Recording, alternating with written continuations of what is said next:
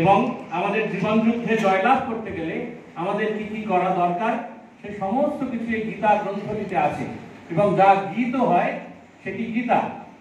এবং এই নতুন সংযোজন আমাদের ছাত্র ভাইদের জন্য নিশ্চয়ই আমাদের পরবর্তী জীবনে এই যে সমস্ত গীতার শ্লোক আমরা গীত করতে পারবো জীবনে, তা আমাদের অনুপ্রাণিত করবে এবং আমাদের পথ চলার পথে সেটি গাইড হিসেবে কাজ করবে।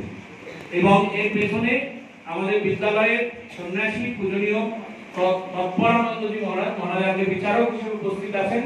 ওনার উদ্যোগ সবচেয়ে বেশি।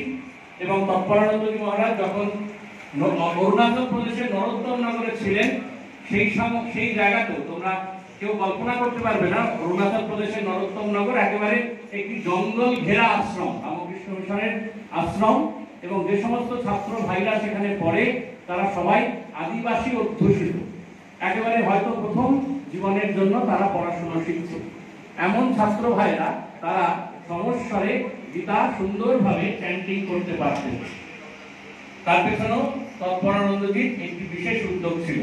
মহারাজ অনেক বছর ধরে এটি বলছেন, আমরা এবছর সেই সুযোগটা পেয়েছি। আশা করি ভগবান শ্রীকৃষ্ণের আশীর্বাদ আমাদের উপর বর্ষিত হবে। আর বিচারক মণ্ডলীর মধ্যে অন্যতম আরেকজন যিনি বিদগ্ধ পণ্ডিত একজন উপস্থিত আছেন, তিনি অধ্যাপক সতীপ্রসাদ মাইতি।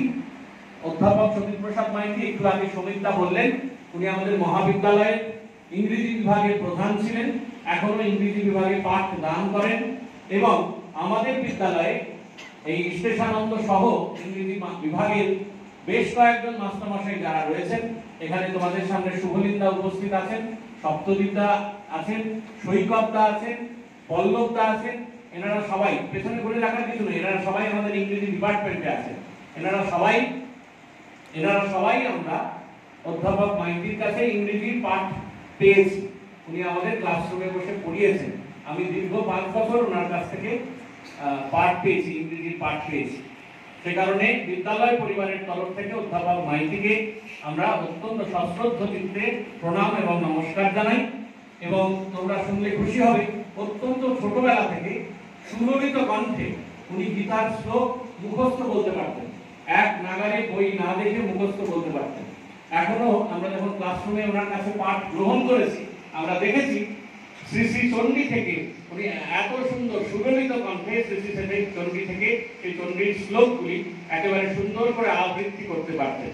একেবারে সুযোগ্য বিচারক আমাদের মধ্যে আজকে উপস্থিত হয়েছেন এবং উনি আগ্রহ প্রকাশ করেছেন সানন্দে। এ কারণে অধ্যাপক মাইতির কাছে আমি ওনার ছাত্র, কিন্তু তো এই ছাত্রের এই দাবিটা রাখতেই পারি, কিন্তু শত ব্যস্ততার মধ্যেও স্যার নিজে সানন্দে আগ্রহ প্রকাশ করেছেন, আসতে রাজি হয়েছেন এই সামান্য বিচারকের কাজ করার জন্য। এবং উনি বলেছেন এই বিদ্যালয়ের সঙ্গে সংযুক্ত হয়ে এই বিচার করলে উনি খুশি হবেন। সে কারণে বিদ্যালয় পরিবারের পক্ষ থেকে আরেকবার প্রণাম, নমস্কার এবং কৃতজ্ঞতা জানাই। আর তোমাদের পরিচিত মুখ, তোমার আরেকজন বিচারক মন্ডলীর মধ্যে যিনি উপস্থিত আছেন, অন্যতম সদস্য শ্রী সুরজিৎ সাঁতরা। সুরজিৎ দা তোমাদের ক্লাসরুমে সংস্কৃত পড়ান। সুরজিৎ দা নতুন করে পরিচয় দেওয়ার কিছু নেই, কিন্তু এই সুরজিৎ দা আমাদের অধ্যাপক মাইতি এবং পূজনীয় তৎপরানন্দজি, এনারা 3 জন বিচারক হিসেবে আজকে উপস্থিত আছেন। তাই এনাদের 3 জনকেই আমরা আবার প্রণাম জানাই এবং আশা করি যে সমস্ত ছাত্র ভাইরা আগ্রহ ভরে এই শ্রীমদ্ ভগবত গীতা সুন্দরভাবে চ্যান্টিং করে আবৃত্তি করে শোনাবে প্রতিযোগিতার মাধ্যমে, তাদের সকলকে আগাম অভিনন্দন, শুভেচ্ছা জানাই। আমি চাইবো আগামী বর্ষগুলিতে 5ম থেকে 7ম শ্রেণীর আরো অনেক বেশি সংখ্যক ছাত্র, যাতে আমরা বছরে বেশ কয়েকবার এটি অনুষ্ঠিত করতে পারি।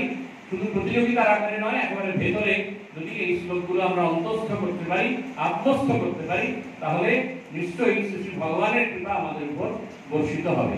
আজকে খুব একটি পূর্ণ দিন, অক্ষয় তৃতীয়ার দিন, আমাদের এই আশ্রম প্রতিষ্ঠা দিবস এবং এই প্রতিযোগিতার শুভ সূচনা।